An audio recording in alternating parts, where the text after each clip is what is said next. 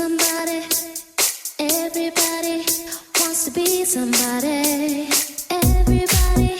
Lolo Knows is a motivational talk show that showcases underground DJs and talented folks from every walk of life that has a message of life to share.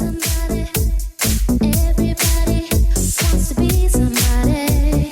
Everybody wants to be somebody.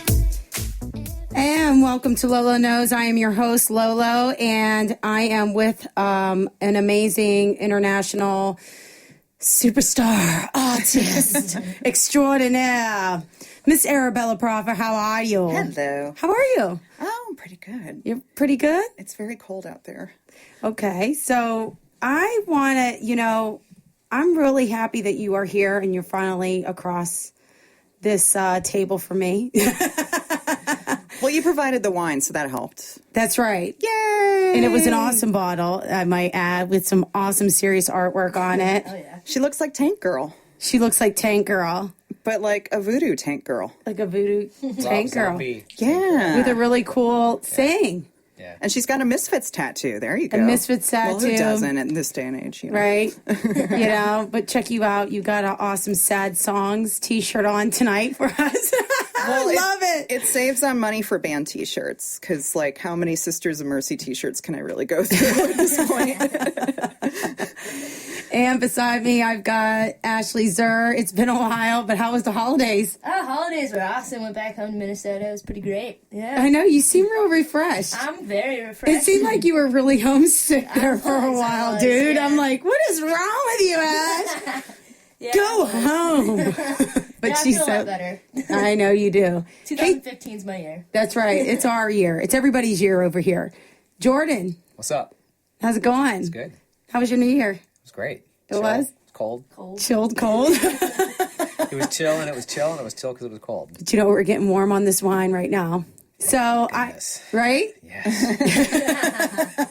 It's been a day. It's been a day. I've actually been really busy during my day, and I've been really just kind of going with like the motions today, just kind of completing some changes on my website. It just seems like it's just ever changing, and I don't know. It's just like now I got a brand new logo for everybody that hasn't checked it out. Go to loloknows.com.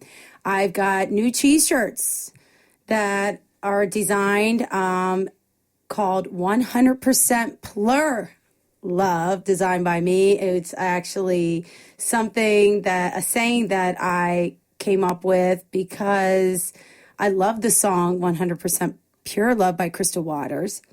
My boy, Sten Stonebridge Holstrom from Sweden, he remixed and, did that track and has partnered up with Crystal Waters. They, both have gotten Grammy Award nominations for that song, but also got a nomination again this year for Be Kind. So congratulations to him. I'm really looking forward to seeing Stonebridge.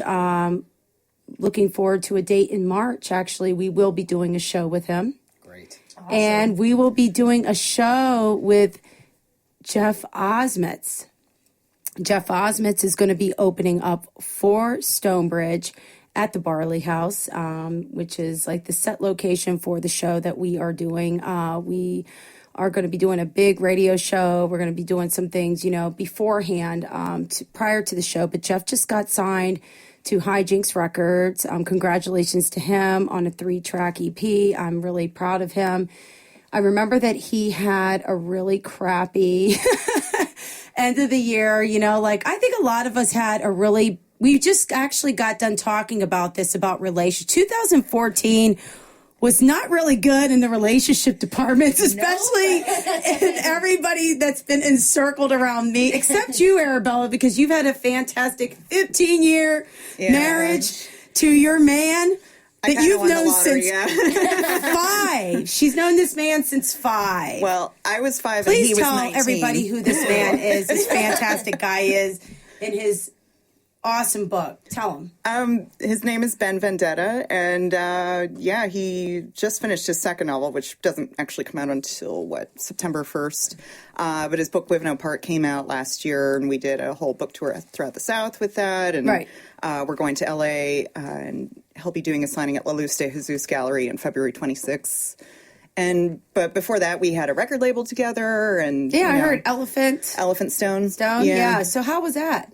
That was a really bad time to start a label in 2002. I mean, we actually came out ahead. We did okay because we mostly had, all the money we made was through film and television licensing, which is kind of the only way you can make money these days. I mean, it's a little different now because you can get minimum orders and vinyls come back and everything, but we had a 10-year run, and never say never, we might do something again, like a Collector Scum 7-inch with, fancy colors or something like that. But I'm sure that you guys creatively will come up with something dope. yeah, I mean, we just, we're very specific. We didn't do a lot of releases, but it was fun.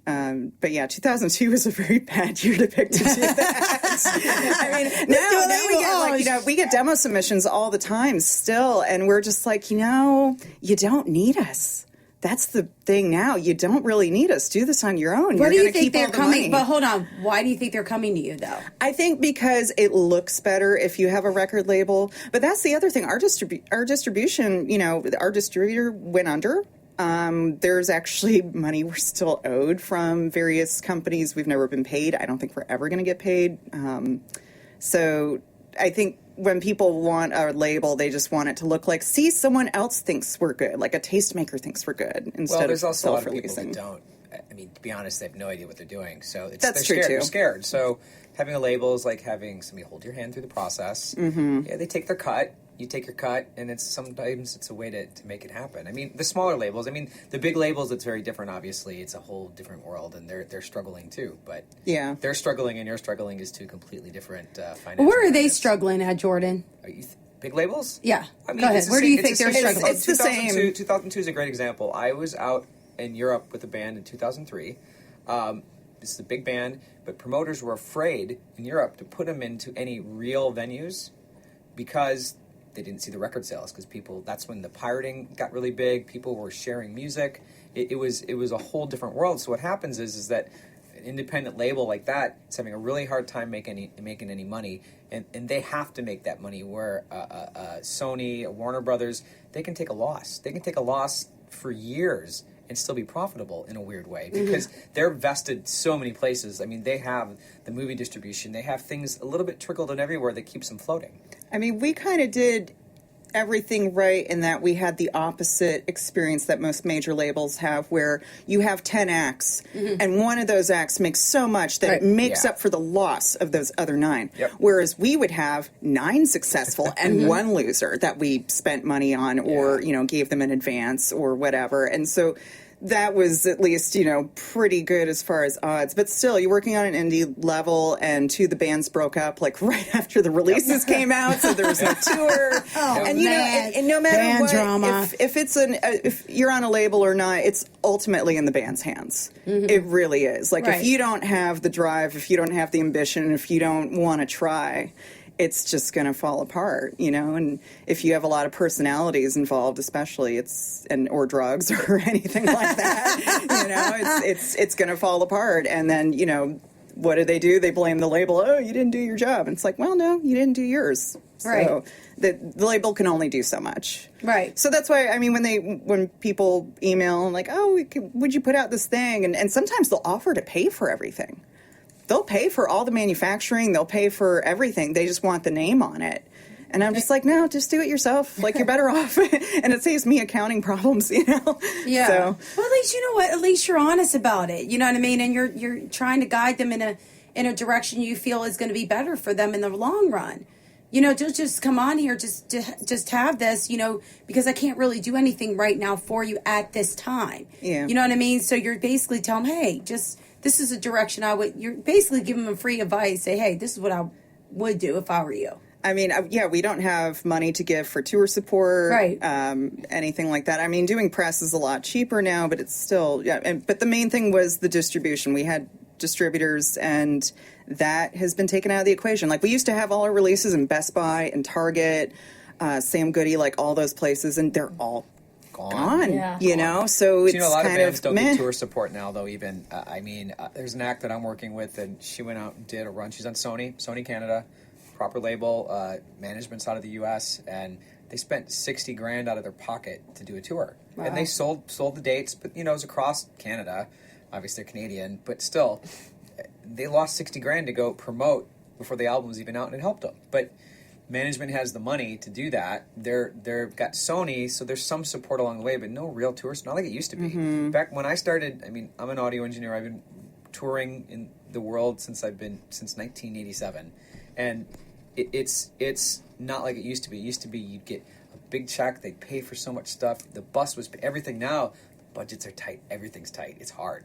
It's hard. And I have a new appreciation for bands that book their own tours, because I actually booked my husband's book tour, and it was kind of similar. And then I was watching that documentary about Social Distortion. What was it? Another State of Mind, where they booked the whole tour throughout the U.S. and Canada through payphones and fanzines, and they did it, and they didn't have the internet or anything, and they just did it, and it was great. It just goes to show ambition can get you far. Yeah, it's definitely a lot harder nowadays. But even some big acts. Prince is a great example of somebody. This was 15 years ago. He was doing big arena tours, and his camp booked everything. He was the promoter because he's like, I don't want to give him the money. So his obviously already had money to deal with. He had his $100 million contract. He made his money from Warner Brothers, whatever. But he's like, I'm going to take it a step further. I'm just going to do it all myself, because I'm sick of getting screwed over. You know what? It's hard. You know what? But Prince is doing pretty damn good since he's been doing it by himself. Well, he sold a gazillion albums before, he's allowed. He's always taken control, and he's the kind of person that wasn't afraid to. There's a lot of this acts that guy are though, afraid, you have to understand. But this guy, there's so many people that aren't writing, producing, and doing everything that Prince does. Like he's like the Mozart behind his music. He's got that kind of control. He writes, he produces the music, he does everything. So it's kind of hard to take that power away from somebody that's that creative and who has a confidence and a sense of themselves and doesn't get bothered by the big business. Mm-hmm. Do you know what I mean? Again, let's talk about even just on an artistic level. Nobody can take away our artistic integrity. So maybe sometimes it could be compromised, because you and I have both talked when you've had, commissions and stuff like that, and people have these just and graphic design, especially design. Commissions, I'm a lot better about putting my foot down, like saying, I'm happy. This is your tacky, right? But this is your creative. They're paying for your vision.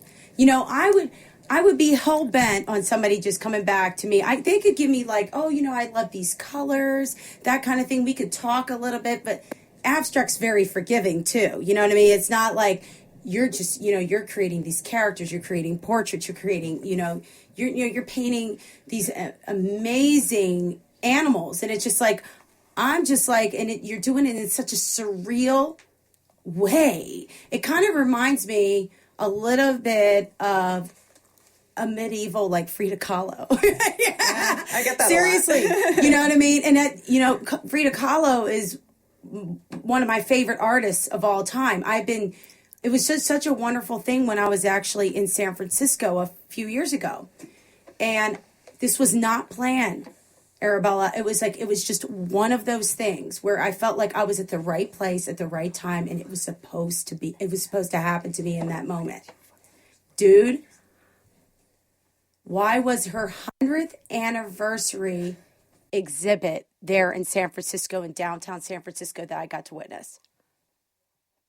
Because it was. Not just that, but you know what? Where else? Without me even knowing, it just happened, and I was just like, oh my god, oh my god, oh my god, oh my god. I probably had a serious orgasm at that time. Goody. Isn't that awesome? No, but the works were just so amazing, just to even see them, even that, as much as you could see them like in print, but when you see them in person, they're that dry. And the thing about your works, and the thing that I've always been saying about what you do, you put life into your work. It's like you are a creator. It's like you're creating these people out of like thin air. It's like, I actually thought at first when I saw her work, like, who are these people for real? She has all these captions and like these vivid stories about these people, where I they still came get from. a lot of people emailing, or they try to correct me because they think they're historical characters. And I'm like, no, I made them. They're like, no, I've seen this portrait at the National Portrait Gallery, and you copied it and gave her purple hair. And I'm like, no, not really, no. It's like, so it's actually harder for me to do commissions because I have to make them look like the thing that they are. Whereas, when I make it up, the drawing and everything changes over the course of time. Like, oh, she looks a little too much like Brooke Shields right now. I got to change that. No, it's pretty fantastic. And a lot of your pieces are very, when I first came to your studio, I'm going to shout out Shannon Ogie because, she is awesome. I just saw her just a minute ago at Mirror Mirror Artistry, and she came to see me she called it her face scrape. Oh, yes. Nice. I'm getting my face scraped. I'm like, oh, great, but it's just like, it's an amazing exfoliation for the skin using a surgical blade. An actual face scrape. Okay. Yep. I thought she was just It is. saying I that. know it is. It does not hurt. It doesn't hurt. It's called dermaplaning. That's the proper term for it. So that actually sounds nicer for anybody who's looking into that. But honestly, you and her, you guys got this awesome chemistry, with the way you guys work, the way you guys flow. It's like you guys have had this amazing friendship for many years. And everything. And it all started with cats. When Now you know why you love who I bring to your house, Right, Jordan.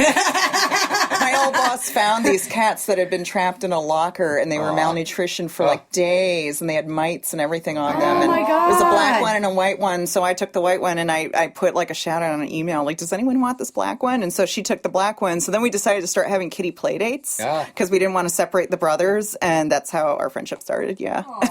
They're pretty amazing. These are very innovative women who are... I just sat there and had a conversation with Shannon that I had no plan of having, and it was amazing. It was such an amazing conversation with two businesswomen that are, striving to be, better than what they are and be innovative and that kind of thing. And it's just it was just such an awesome conversation, just something that was just totally unplanned. But you, as an artist, and the way that you just flow, when I came to your studio that one day, it's just even just some of your more, just those detailed pieces, it's just amazing, you know what I mean? And how you just put a lot of that in there. And the fact of the matter is, why I wanted to do the show, I'm actually going to be going to a commercial break soon because I wanted to actually get into that. But what I do want to know, what is your inspiration? What is it about the medieval period? And you kind of mixed it with punk, and then you kind of mixed it. Yeah, this combination.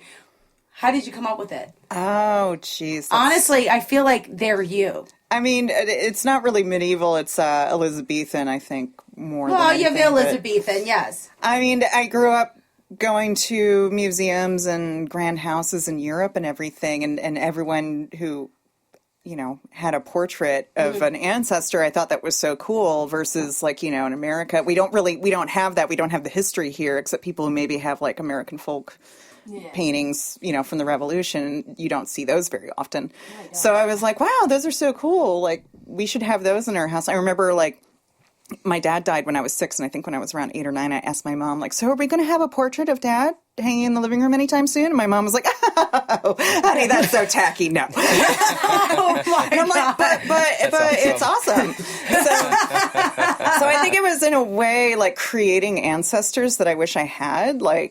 And you did them in your own interpretation of how you would want to see them. And I just love costumes from Elizabethan up through the Regency in general. Yes. So, but it was also I was a punk. I guess I'm kind of a goth now still. Yes. I'm an aging goth. A fabulous aging And, goth. I was just thinking, what would it be like if punk was around back then? If you had a really big mohawk or colored hair, it meant you were wealthy. So you would get a portrait done with that. So you know what? This is so awesome. You know what? We're going to actually be going into our first break, and I'm going to introduce Jeff Osmitz, and this is the Coagua remix that is on his SoundCloud. Actually, Stonebridge actually featured this remix right on BPM on SiriusXM. So we are going to be listening to that right now. We will be back with Lolo Knows.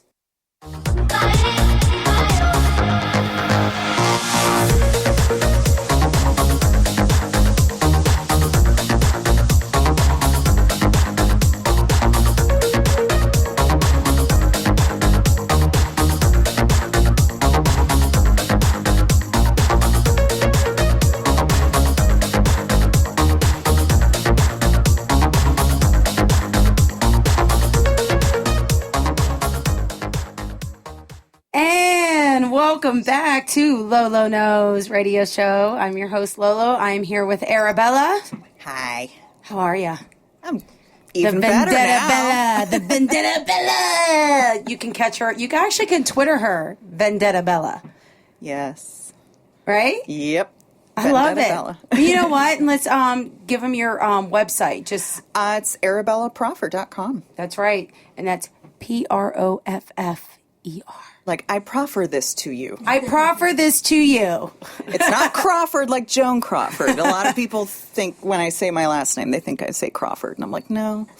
I love Joan Crawford. I know you do, because I saw her books in your house. And mind you, I've done skincare on Arabella's fabulous face, by the way. But, you know, I have seen some of these books that you're fascinated about. I have a weird, sick obsession with her. Or not obsession, but just like a fascination. I always have. And it started with Mommy Dearest. And I'm like, who the hell is this one? I remember, actually, the first time I saw Mommy Dearest, I was like, you know, how old was I? God, like 8, 9, something like that. and I walked into my mom's bedroom. She had the TV on. I just like wanted to go say hi to her or whatever. And then it was the wire hanger scene. And I slowly sit down with my eyes glued to the TV. And I'm like, Mom, what movie is this? You know, so I, you know, just started reading about her, and just, I mean, and she wasn't really that attractive, and you know, she wasn't something. She wasn't really that great of an actress either. But there's just something weird about it. No, she had. This is the thing.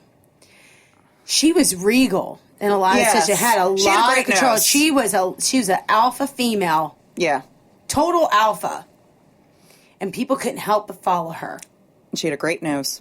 That she did. And the thing is, you know, Mommy Dearest, like, I mean, I've read it, and I'm kind of like, Christina, really? You remember all these little details? Give me a break, honey. Unless you were keeping a diary, like, whatever. And, you know, some of Joan's friends had said, yeah, motherhood was not her best role, and she was a clean freak. And I've read her autobiography, which is hilarious, by the way. There's someone who actually does like a reading of it on YouTube, and he does it in this dramatic voice, and it's pretty great, because if you try to buy it on eBay, it's like $200, you know? And so it's like the truth is somewhere in the middle, but, you know, it's the same with Betty Davis. You know what Betty Davis's children used to call her? What? Mother Goddamn. So maybe it was just a thing with actresses back then. Let me ask you something. No, but these are alpha females. These are real. I mean, can you imagine? They were like, I mean, her, Tamara de Lempicka, who is like one of, I mean, I've never actually really cared much for Frida Kahlo. I mean, like, I guess people relate me a lot to her with the illness and stuff, but like, Tamara de Lempicka was like my, you know, when I was in high school, bow down to her, you know? I don't relate you. I only relate you in an aspect where I feel as though, in a thoughtful way, the way she just kind of created, you know what I mean? She just kind of went, you know what I mean? She just created what she felt, you know what I mean? Whether it be a character, whether it be her emotions, whether it be, you guys have something. Mm-hmm. No, we do, yeah. But there's still a total difference between both people. But, you know, my thing is this, even just, I'm just fascinated because right before the show, we actually were talking about relationships, and you were talking about your husband because he has such a gift, obviously, which I want to bring him back on the show because we could talk about his book, but he has this gift for picking out, just having an instinct about people in relationships, right? It's true, yes. That are just trying to, or hook up. Oh, my man, what do you friends think? will bring like their potential mates to him to just like, you know, have drinks or whatever, and then like get his feedback later. And he's always right because he's kind of, you know, brutal about it. So, but yeah, for somebody who's a writer, he has to be in tune anyway. He's in tune to people. He's in tune to life. He's in tune to character. So that actually does not surprise me one bit that he has this instinctual thing that just kind of picks up and reads people very well in their own intentions. So I'm fascinated by that. So I do invite you, Ben, to come on this show. Like, ASAP. Like if I put together, I mean, I do a crap my husband says on Twitter, which is just like the funny, cruel things that he says in general. But like, if I put together just like a little guidebook of like his, bon mots about relationships, or like, oh, my friend said this happened with this guy she's seeing, blah, blah, and he'll like just lay into them and be like, if he does this, this means this. And if she's not going to listen to that, then she's an idiot, just stuff like that. You know what? So to get back to our point, we had to get back to the fact that the reason why we brought up the whole relationship aspect is a lot of us had, and I'm just going to say it bluntly, shitty ass outcomes. Yeah, 2014. It can go by. Finish! Yep. Right here, side by side, right now, but we're still standing here in 2015. Yeah, because yours was kind of. We shall overcome. But hold on. Hold on. We are champions. We are champions. We are the champions. Just We're think just of it being as silly. you dodged a bullet, because trust Hell me. yeah, we did. I didn't feel like I felt, I felt scrapes from them bullets. The guy that I almost married, or that he wanted to marry me and I didn't really want to marry him, he became a porn actor later. Because he married a porn star after he found out I got married, and then she brought him into the porn industry. And so I didn't know anything about what had happened to him in the last 10, 15 years, whatever. And then it's like, Arabella, you don't know? Arabella, can your life become even more interesting? Yeah, I feel like I'm going to be reading your book next. I can't wait. Oh my God, I can't wait. No. But okay, so we're going back to Joan Crawford, all these yeah. interesting characters. Do you get any inspiration when you're developing these characters, their stories? I mean, and just any kind of Princess Martha Bebesco, and I read a lot of history books, because I don't really read novels because I don't find them interesting. I like stuff that actually happened. And I mean, I know all novels are kind of based on real things, but Yes. I like history books more than anything. So I think the main thing that's a common thread is always, these really strong women, or they always get their way in the end somehow. Because you read these stories about these aristocrats, and they all die some horrible death or something, and they were fun, and they were so weird and crazy and very British in their Britishness. I read about Romanian and German ones too, but just they always.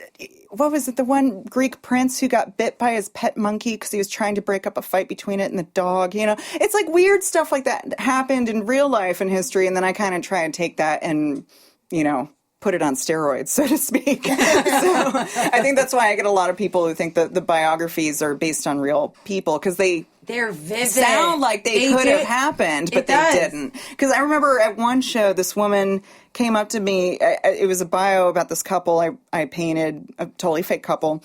And in the bio, I think I wrote something about how their house, Tally Hall, was, now a museum in their country. And it was a fake country, too. That was the other thing. Awesome. And you would swear you're going on. I feel like a retard because I'm going on a map to see if this actually exists. and this woman, though, she must have skimmed the thing and not read carefully or something, because she comes up to me and she's like, I did a tour of grand houses in Britain. And I went to that place, Tally Hall, where this couple that you painted is from. I'm like, no, you didn't. She's like, no, I did. I went to Tally Hall, and I said, Tally Hall is the name of a parking garage in Ann Arbor, Michigan. That's so, funny. I mean, That's this is good. great. This is so great. So I read about things in people who die these crazy deaths, or just had these. They all had horrible marriages too. That's the other thing they all had in common. They were either sick all the time, they had a horrible marriage, they were always in debt, something like that. So it's not really hard to build on that that common theme. You know what? The commonality between all of them is they all are beautiful. Yeah, I think I've only done a few older women. Yeah, and even guys, they're beautiful. And guys are really hard for me because I try to make them not look like women, and I know the painting's done when I'm like, I'd do them. And then of course everyone says they all look like my husband, so so I do them. Perfect, right? Every night, no, 2 times a week, maybe. See why I love this? Do you see why I love doing this? Okay, so let's get down to, okay, you had your horribleness in 2014, but, you know, you had so much to be grateful for. You have this loving man, you know, that you have shared this life with for the last 15 years. You guys known each other since you were 5. And it's just like, you don't hear stuff like that, first of all. Second of all, both are artists, so you both are very creative individuals. Him on the writing aspect and you on the visual arts aspect, but you also have this music, this shared love of the music. And it just seems like you guys have a really good playfulness about your relationships. Step number 1, make sure you have the exact same music taste. It helps a lot. That's actually a very good indicator. I'm going to actually shout out Joey Stacks right now because I'm putting you on blast, because he actually had said this recently. He was saying, he is a big electronic dance music fiend. He loves specifically trance music. And he said, I have to have that in common. There's no ands, if, or buts. It's true. It really no is ands, true. if, or buts. Work. Because his whole life, he can go to a festival, he can go on tour. He's actually working for Ultra. So it's like, you must love dance music. Period. Mm-hmm. And it's true. It is true, You do have to have that shared likeness. And Jordan, you and Stacey have great musical taste together, but they have a common we like it all. I mean, style. Sitting on my wall, which you're saying, there's Metallica, the Beatles, Kiss, and Blue Oyster Cult. We like all that, but then we also like, it could be the Gaslight Anthem, which is, kind of a modern rock, and not modern, but modern alternative rock to the Replacements from back when I was growing up, and we like all that stuff. And we like Madonna, too, and we just like good music. Right. Yeah. And Ben and I have the same aesthetic taste, too, in general. Like, I don't have... It's so funny. He goes to work, and I remember some coworker of his asked where I got his clothes from. Like, she assumed I dressed him. And he was so offended. He was like, I dress myself. So it's like, I don't have to dress him. We have the same taste in furniture and art, everything. So it makes things a lot easier. That's like your first step right there, is get those things in common. Well, I'm getting ready to go into the nitty gritty here, but just to kind of touch base on it, just really quick. You went through a rough patch, and you've run through a rough patch since you said 2010. Mm-hmm. 2010, you got diagnosed with liposarcoma, which in layman's terms, I guess, is leg cancer. So if you get out of the shower one day and you see a weird lump sticking out of your thigh, don't sit on it for a month thinking you bumped into a chair like I did, because you can get cancer anywhere, it turns out. So, yeah, it's 1% of all cancers. 1%. 1%, yeah. Really? 1%. It's actually the same cancer that Rob Ford, the former mayor of, Toronto? Toronto. Yeah. That poor fucker's going to die, I'm sorry to say. Like, they're like going to do chemo on him. Chemo does not work on that type of cancer, I can tell you that. So okay, so what has worked here? Radiation, tons of it. Tons of it. But as we saw this year, the radiation finally caught up and damaged my femur. So now I have a titanium rod infused, and I'm like Wolverine or the Bionic Woman. Okay, so I can't run, I can't do stairs, but I can kick you in the nuts really hard. I would not want that. Perfect. Yeah. Not for me, but for somebody else. Yeah. I need to ask, though, just reaction before we go into the break, just in a minute, how was that for you? Like when you first learned about it? I was brought up always thinking I was going to get colon cancer because my dad died of it when I was 6, and we went through all of that. So it was kind of like, what? I got this bizarre thing, and it that we caught it early enough, but they said it was pretty bad, and so I went through all that, and I, my eyebrows, my eyelashes have never really grown back from the stress of it, but right. So yeah, it has made me not afraid of anything anymore. That's for sure. I'm like, the whole no fucks given. Like, I seriously have no fucks to give. Like, Like, what else are you going to do They've to been me? spent. Yeah. Exactly. Like, yeah. So in that way, it's great because, yeah, I'm not afraid of anything and I really don't give a fuck about anything anymore. So. Okay, so we're actually going to come back because I want to actually talk to Arabella further about how she's endured, but actually how this has translated back to her art and doing the things that she loves to do without not even batting an eyelash. So we're going to go into this remix again by Jeff Osmitz. We're going to go into the Outsiders remix. Shout out to all of my Outsider friends, our little close group of friends I am just so anxious about seeing on Saturday. So we're going to go into this. You can catch his remix on SoundCloud, Jeff Osmitz. Here we go to the break. We'll be back. A totally alien race.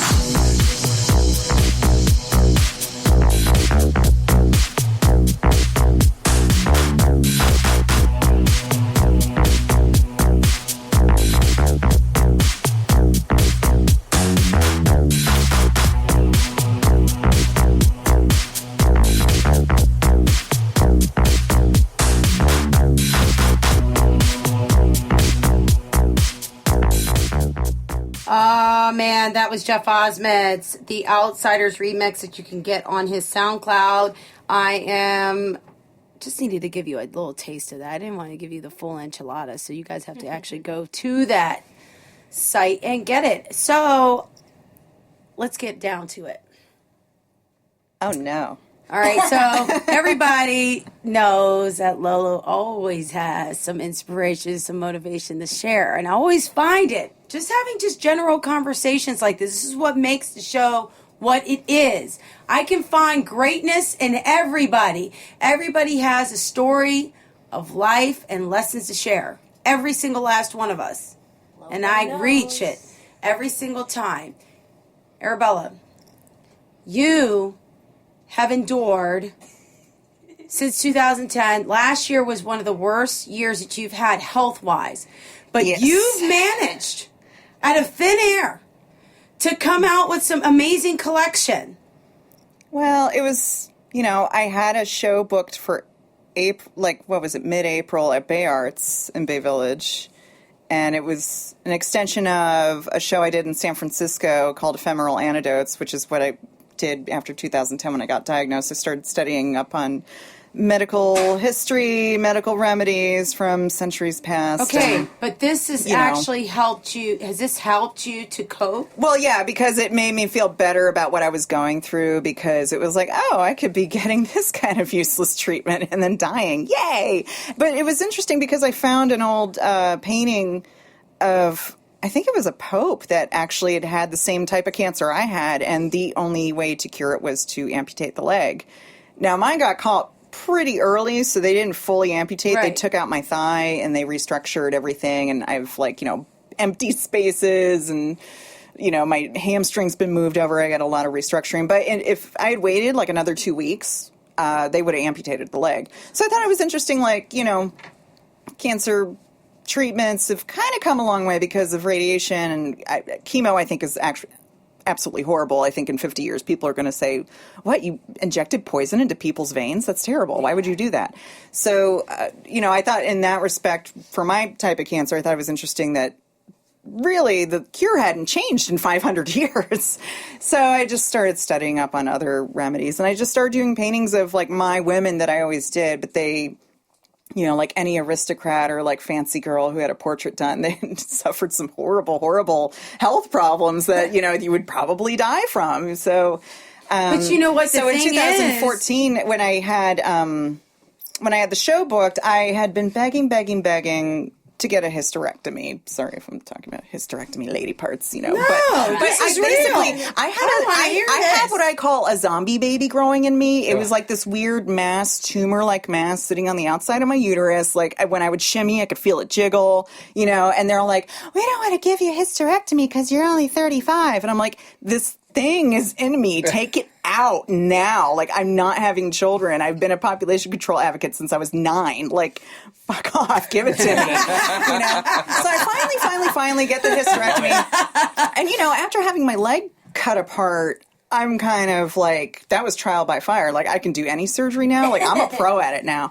And I was just, they're all like, do you realize how dangerous this is and what a big deal? And I'm like, yeah. Give me the drugs. Give me the IV. Come on, let's go. You know, thinking nothing of it. And then, they botched the surgery, which Cleveland Clinic will, of course, never admit to, but they nicked my bladder, and the nurses refused to listen to me. They thought I was just being dramatic. When She could have died. Okay, literally, she was dying. I was dying. Yeah, I was like telling them, I'm like, something's wrong. I've had surgery before. I'm not being a baby. Like, you know, I looked like I was pregnant. So they sent me home. Septic. And my mom was visiting from Laguna Beach, and Shannon, they came over in the morning after my husband had gone to work, and they were like, you're turning blue. Ugh. And I'm like, what? And so we go to the emergency room, and I had stage 3 kidney failure. My kidneys were drowning. And so they had to tap me like a keg of beer. And so, you know, like the asshole I am, I'm doing accounting on my phone, like the next day, like, you know, just like, this food is terrible. And then my mom, my husband are bringing wine into the hospital room, and the nurses are like, you can't do that. And they're like, why not? And they're like, well, we don't know. No one's just ever done it before. So you can do it. So we can do it. You just don't want me to. And I'm like, just don't give it to me. It's fine. So, you know, I had to wear a catheter bag for 7 weeks to let my bladder heal. So I had this show, and I just was like, and they told me, you know, we can cancel it. And I'm like, no, I'm not canceling it. I'm doing it. I'm just going to be sitting on my ass watching TV all day if I don't do something. So I did the entire show with this catheter bag on the floor, my cat's sitting on it, like, oh, mama, it's warm, I like this, you know, and like, you know, that one time I got it caught in the refrigerator, and I walked away. That was bad. But you know, I think I was finished I finished the whole show. I was just short 2 paintings where I just couldn't deal anymore because I was on meds, and also they gave me a combination of meds that made me suicidal, which I didn't realize until I was like crying at Game of Thrones. I'm like, why am I crying at Game of Thrones? I love violence. This is not me. Something's wrong. I'm like, this is bad. So, you know, I went, finished the show. I went to the art opening with my catheter in my purse, you know, and most people didn't notice it actually because I was wearing a raincoat, of course. But perfect. But then, so, you know, that was like March, April. Then we go down south for my husband's book tour. Everything's la la la la la. Going to New Orleans like I always do. It's like my second home, and I'm just like cruising around, whatever. And I go for you know, when you have cancer, you have your 3-month checkup, your 6-month checkup, your whatever checkup. Well, last year they were like, oh, you're good to go. Don't come back till next year. I'm like, yes, cool. So I go for my yearly checkup, and they're like, did you realize you're walking on a fracture in your hip and a fracture in your femur? I'm like, what? And apparently, and again, with the 1%, I have 1% of the treatments of the 1% of the cancer where I had the fracture, and for whatever reason, it shows up 4 years later. So I had to get, a titanium rod infused through my femur and my hip. So now I can't sleep on my right side because I have screws sticking out. It's super hot. So hot. I just tried to buy a bathing suit online today. I'm like, I hope this covers that. Okay, so let's so let me ask you something. Most people, they get wah. Yeah, I don't really. I mean, I kind of do, but I'm kind of like, oh, bitch, shut up to myself. You know, just because there's so many people that have it worse. And why is that? Just go ahead and tell me why it is that. Because there's so many people that have it worse, and also it's like, well, what are you gonna do? Sit there and feel sorry for yourself? Don't be a little bitch. I'm sorry, that's just True. like... come on, let's just get it out. Yeah. I want this, because you know what? I feel like this is what she's done. She's basically smiled, you know, as much as she could have just turned inwards, she smiled through it, and she just said, you know what? Who gives a shit? This is just my card. Who cares? I'm dealing with it. What am I going to do? Sit on my couch and watch Bravo all day? Like, I can do that anyway. You know, just... Right. Yeah. You might as well be doing the shit that you love to do. Mm-hmm. That brings you joy and brings you happiness. And guess what? Mm-hmm. You're able to be right now on this show with me, drinking some awesome wine with my crew. Happy New Year, everybody. Let's just do the cling. You know what I mean? And you got through it with a healthy, positive attitude, even though that there were times where you were probably at your breaking point. Normal. But you said, just like you said, what am I going to do? And everyone was just so amazing and supportive about it. Josh from creepmachine.com, which is an art site, actually went around and had a secret fund to get me this really fancy cane with a sword in it. Sweet. Oh my God, she does. This is so awesome. It's this I guess sword. I'm going to take a admitting picture and I'm actually going to post it. Well, I didn't bring it with me because it's winter. Shit. I didn't want to get salt on it because it's like a $500 cane. Actually, I've seen it. Really it's actually really expensive cane. It's actually really cool. Oh, I have a story about the cane though.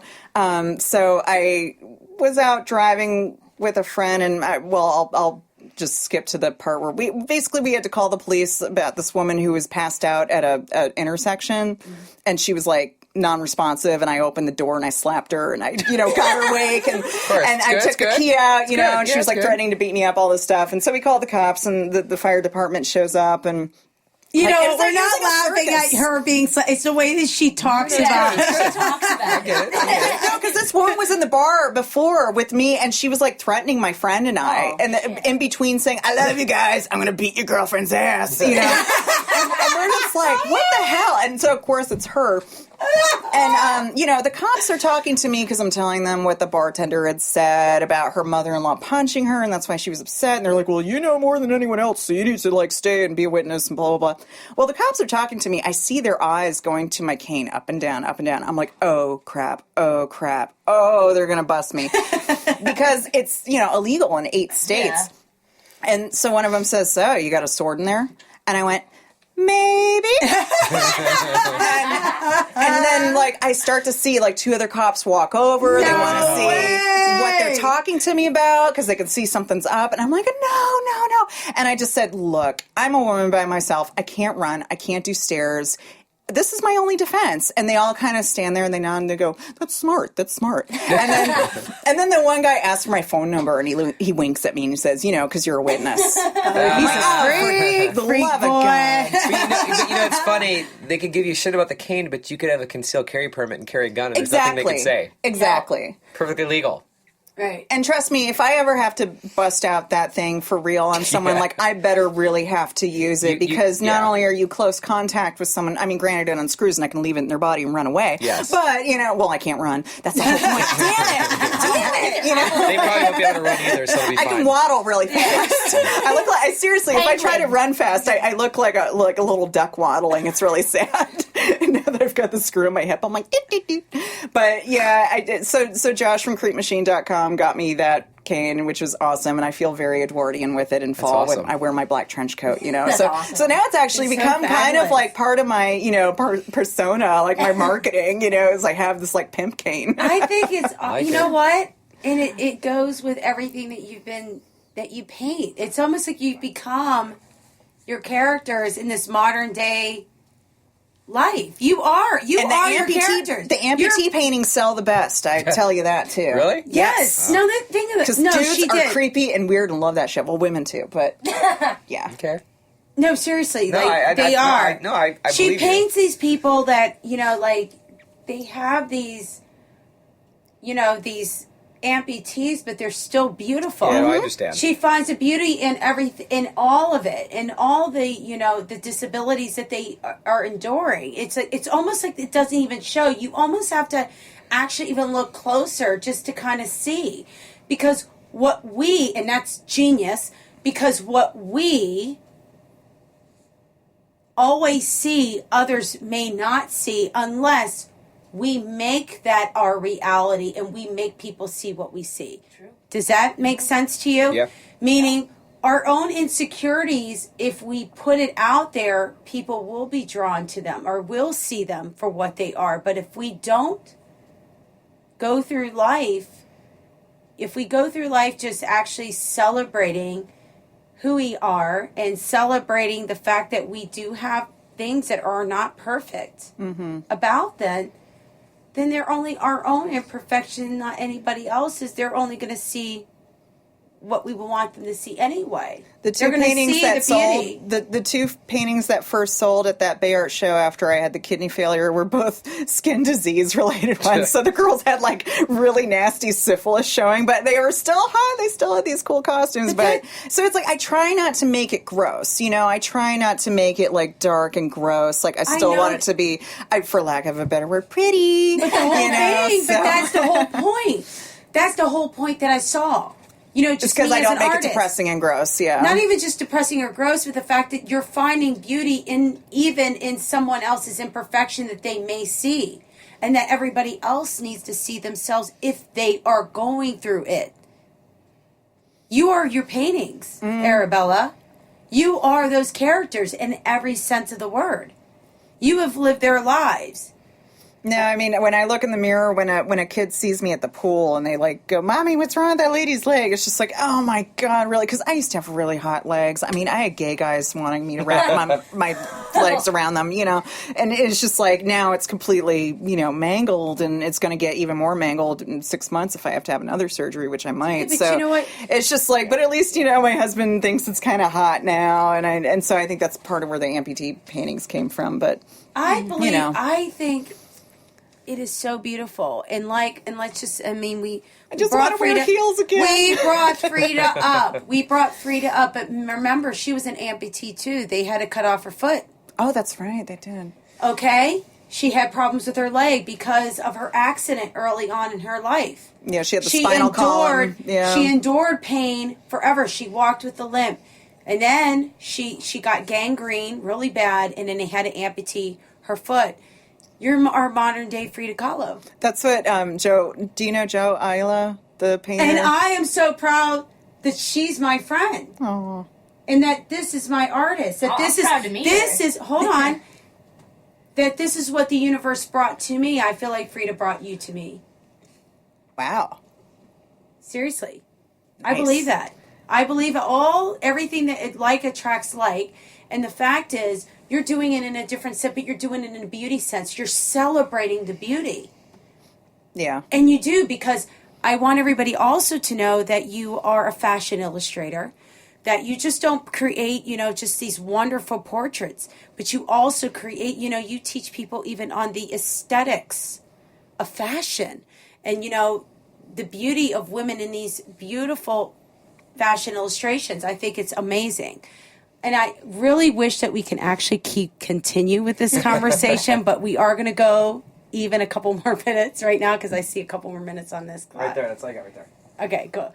Yeah, 30 But seconds. I do want to thank you from the bottom of my heart for being an inspiration to me. Oh, thank for being you. somebody that I look up to. I'm not going to get teary-eyed because I know it's like the wine, but honestly, it's an honor for me for you to be here. And the fact is, you inspire me even just to be the great artist that I am inside. So I want to thank you. Oh, thank you so for much. doing this with me. For you to even want to even be here and to do this with me is like an honor. And the fact that you know, we've talked about it is just amazing. So I just want you to know that. I want everybody else to know that. I want everybody to go follow your art. And Arabella Proffer and Facebook, Vendetta Bella, and you can always follow me at LoloKnows.com. Until next week, everybody, we're doing our Friends episode next week, and you do not want to miss it, damn it. Bye for now.